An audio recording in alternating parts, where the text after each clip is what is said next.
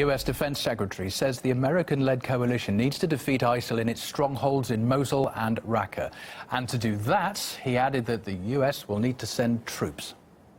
There will be boots on the ground. I want to be clear about that. But it's a strategic question whether you are enabling local forces to take and hold rather than trying to substitute for them.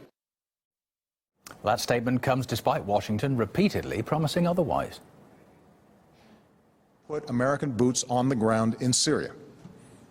I will not pursue an open-ended action like Iraq or Afghanistan. The resolution we've submitted today does not call for the deployment of U.S. ground combat forces to Iraq.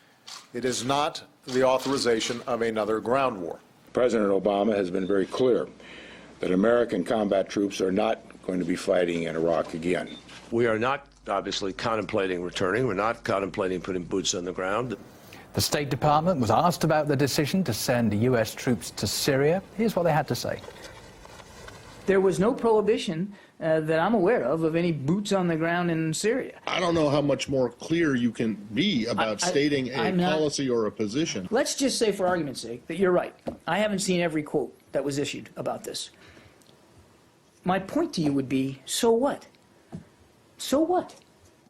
Defense Secretary Carter puts the number of troops needed at 1,800. The deployment could include soldiers from the elite 101st Airborne Division, known as the Screaming Eagles.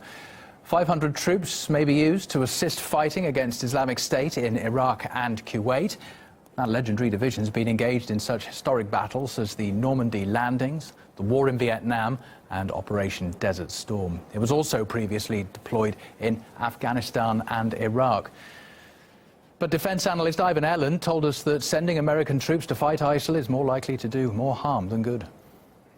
I think that we're on the escalation path back into Iraq and now Syria, of course. And so this is just one more incremental step in escalation. And unfortunately, that's how countries get bogged down in places. They put in a few troops, get their prestige on the line, and if that doesn't work in solving the problem, then of course people say, well, what's next? And of course there's always more troops, and I think this is just one more step in a series of what will probably be escalations, unfortunately.